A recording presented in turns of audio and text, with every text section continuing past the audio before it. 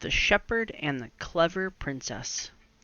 Princess Vendela could speak any language in the world. German, French, Italian, Polish, Chinese, Zulu, English, she could understand them all. Her father, the king, was proud of her.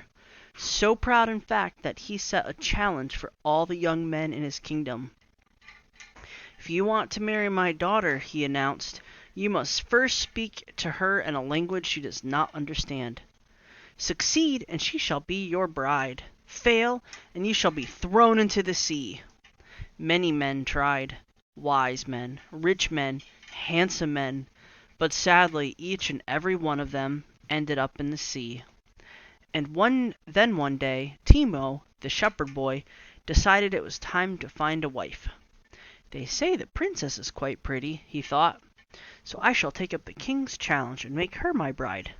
Now, Timo was neither wise, nor rich, nor handsome. In fact, he was a dreamer who wandered through the forest and across the fields, chatting with the birds and whispering to the animals.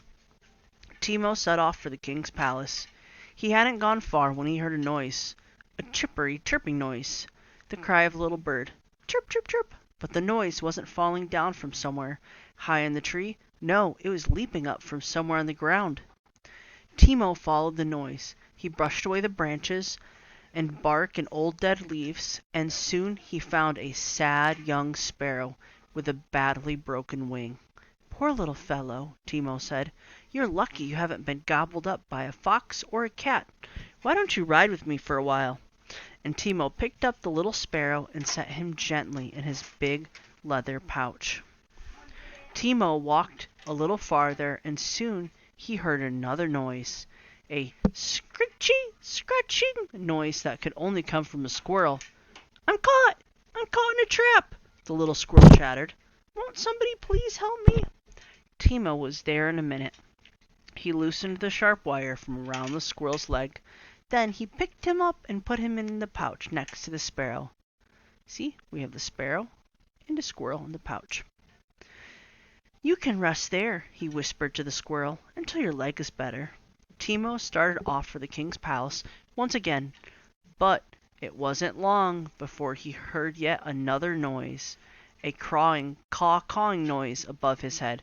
"Caw, caw!" "What's the matter, Mr. Crow?" Timo called. "I've lost my wife," called the crow. "The king's hunters were out in the woods, and I fear they've taken her. I've been flying in circles for hours, and I cannot find her."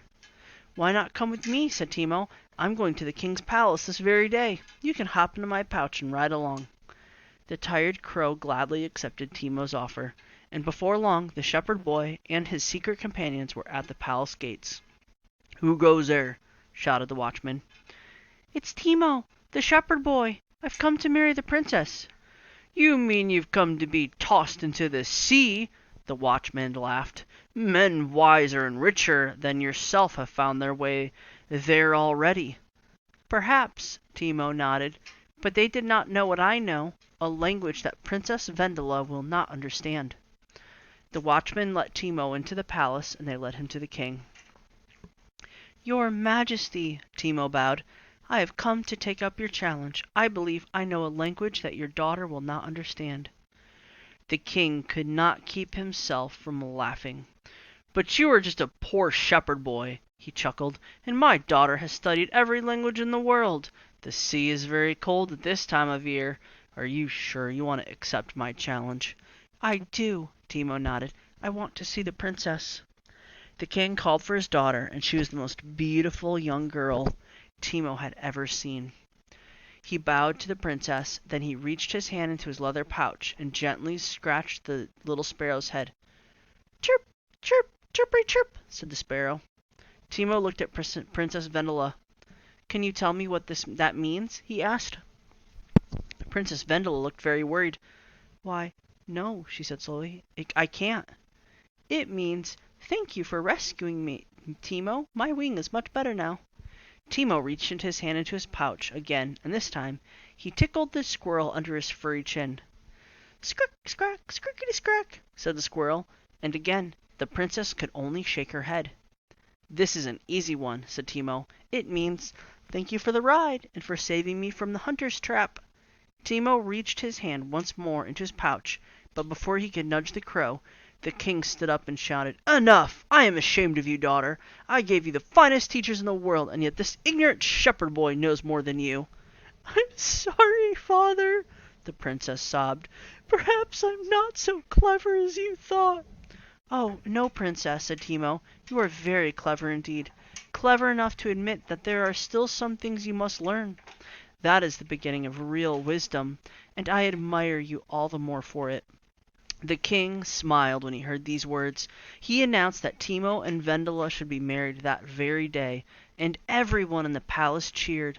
So it was that Timo came to live at the palace, and with the help of the sparrow, the squirrel, and the crows, and all his other woodland friends, he taught Princess Vendela the language of the animals, and they all lived happily ever after. The end.